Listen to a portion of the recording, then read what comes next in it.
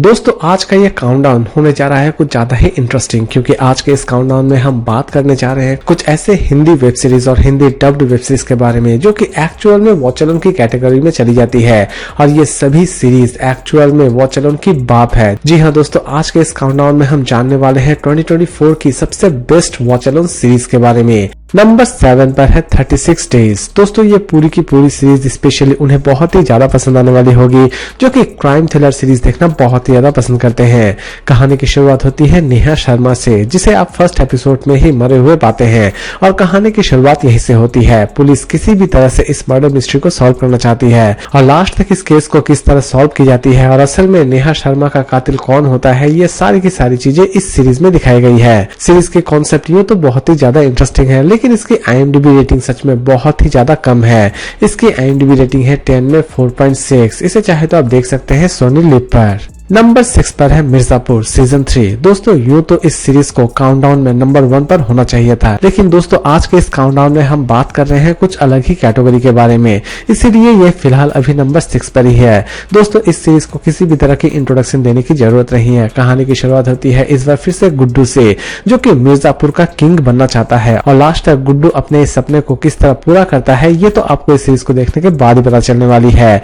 Series के concept दोस्तों specially उन्हें बहुत ही ज्यादा पसंद आएगी, जो कि एक्शन थ्रिलर सीरीज देखना बहुत ही ज्यादा पसंद करते हैं। और वैसे भी मिर्जापुर सीजन 3 को किसी भी तरह की कोई भी इंट्रोडक्शन देने की जरूरत नहीं है, क्योंकि इस सीरीज को शायद ही किसी ने मिस किया हो। इसकी IMDb रेटिंग है 10 में 8.5। इसे Amazon प्राइम वीडियो पर रिलीज की गई है। नंबर 5 पर है द डीकैमरॉन। कहानी की शुरुआत होती है पेरिस से, जहां पर अचानक से ही महामारी फैल चुकी है। लोग बहुत सारे मर रहे होते हैं, लेकिन इसी बीच एक राजघराना जो कि सभी राजघरानों को बुलाता है महामारी से बचाने के लिए, वो सभी राजघराने उस राजमहल में पहुंच जाते हैं और वहां पर पहुंचते ही क्या हंगामा होता है ये तो आपको इस सीरीज को देखने के बाद ही पता चलने वाली है।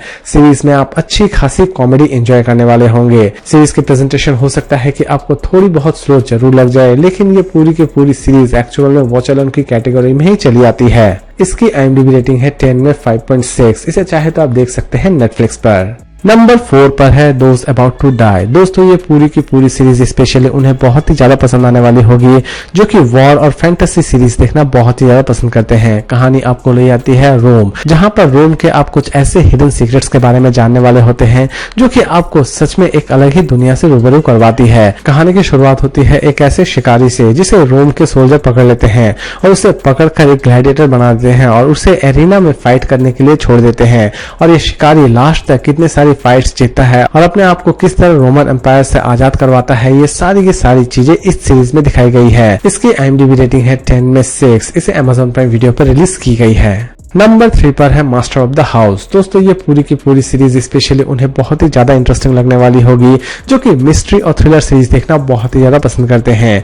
कहानी की शुरुआत होती है एक ऐसे करोड़पति से जिसकी अचानक से ही बड़ी ही रहस्यमय तरीके से मौत हो जाती है और कंप्लीट सीरीज में इसी मर्डर मिस्ट्री को सॉल्व करने की कोशिश तो की जाती है, साथ ही साथ आप इस सीरीज में कुछ ऐसी भी चीजें देखने वाले होते हैं जो कि आपको सच में बहुत ही ज्यादा चौंका सकते हैं। इसे फिलहाल सिर्फ अभी इंग्लिश में ही रिलीज की गई है। इसकी IMDb रेटिंग है 10 में 6.3। इसे चाहे तो आप देख सकते हैं नेटफ्लिक्स पर।